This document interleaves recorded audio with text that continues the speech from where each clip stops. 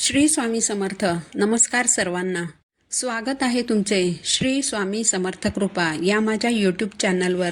आजचा दिवस तुम्हाला सुखाचा, आनंदाचा आणि मंगलमय जावो हीच मी स्वामींच्या चरणी प्रार्थना करते आणि आज या नवीन व्हिडिओला सुरुवात करते.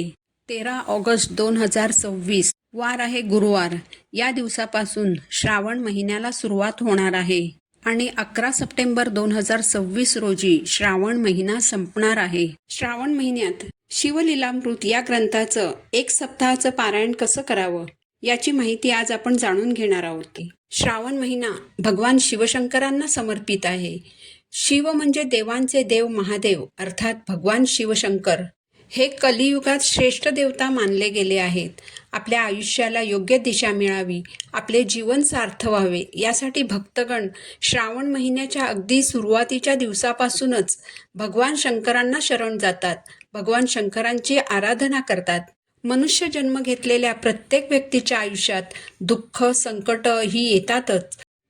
याच दुःख आणि संकटातून बाहेर पडण्याची वाट सापडावी, आपले सर्व त्रास, दुःख, रोग, चिंता संपून जाव्यात, भगवान शिवशंकरांची कृपादृष्टी सदैव आपल्यावर राहावी यासाठी या पवित्र श्रावण महिन्यात शिवलीलामृत या ग्रंथाचं पारायण केलं जातं. तर शिवलीलामृत ग्रंथाचं पारायण कसं करावं, या ग्रंथातील प्रत्येक अध्यायातून आपल्याला नेमकं काय फळ मिळतं हे आता आपण जाणून घेऊया. पारायणाला सुरुवात करण्यापूर्वी कोणत्याही सोमवारी सकाळी किंवा आदल्या दिवशी शंकराच्या मंदिरात जाऊन शिवपिंडीवर 11 बेलाची पानं अर्पण करावीत. तुम्ही तुमच्या राहत्या घरी, तुमच्या देवघरातील शिवपिंडीवर देखील बेलपत्र अर्पण करू शकता.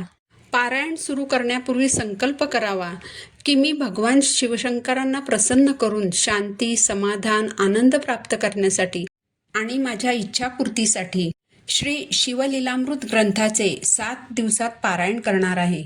तरी हे कार्य भगवान श्री शंकरांनी कृपा करून पूर्ण करून घ्यावे अशी प्रार्थना करावी. शिवलीलामृत या ग्रंथामध्ये एकूण 15 अध्याय आहेत. यातील पहिले 14 अध्याय हेच खरे शिवलीलामृत आहे.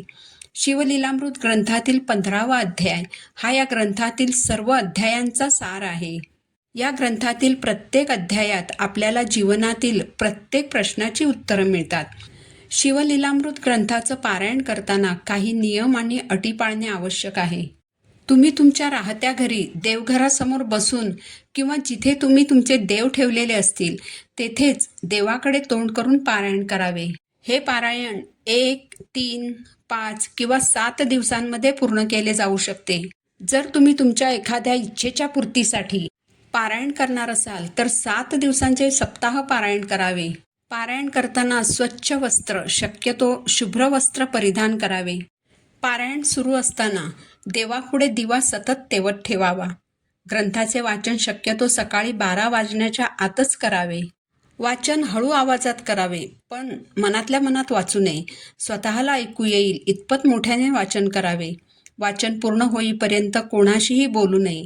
पारायण करताना कोणत्याही प्रकारचं विघ्न येणार नाही याची काळजी घ्यावी.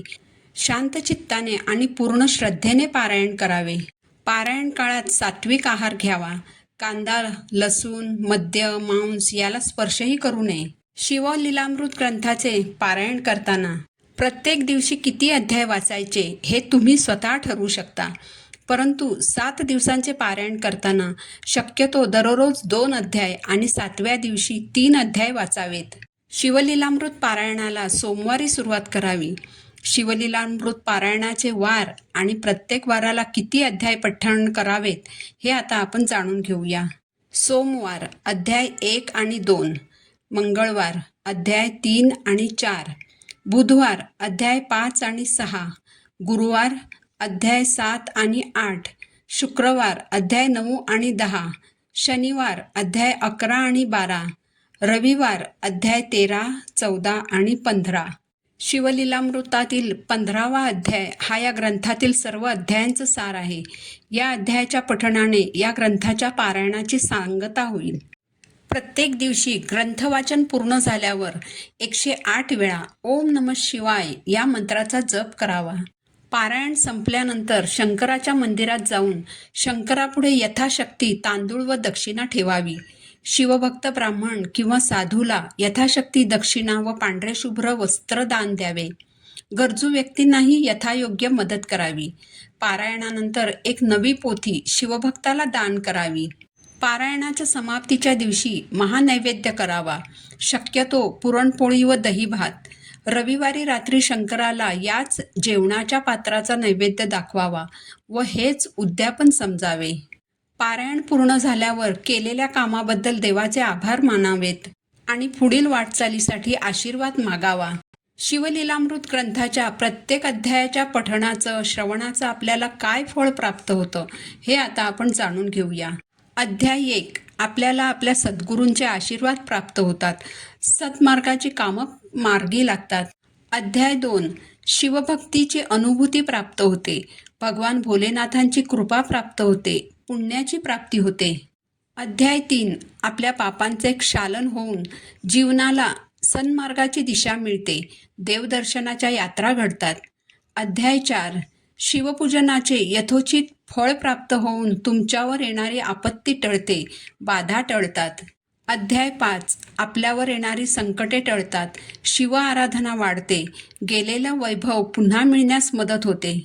अध्याय 6. सौभाग्याची प्राप्ती होते.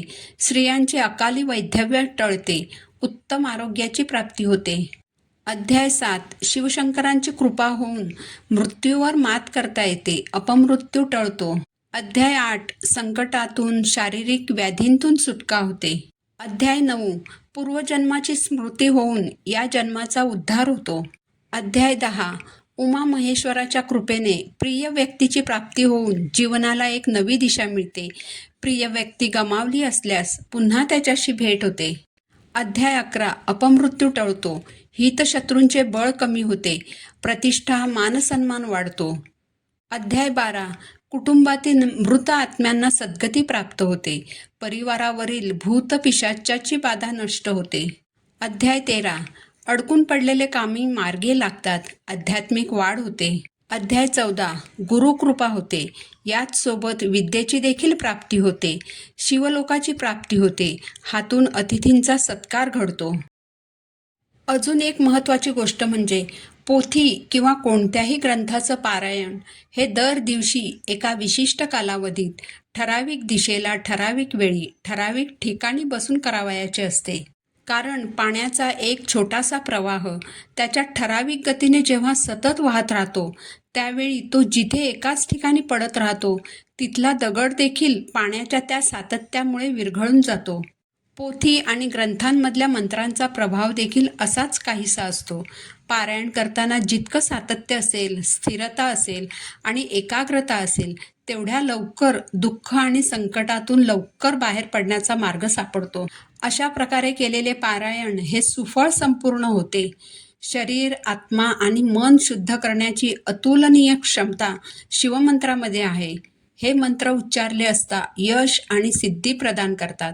नामजपामुळे माणसाची आंतरिक शक्ती आणि क्षमता वाढते.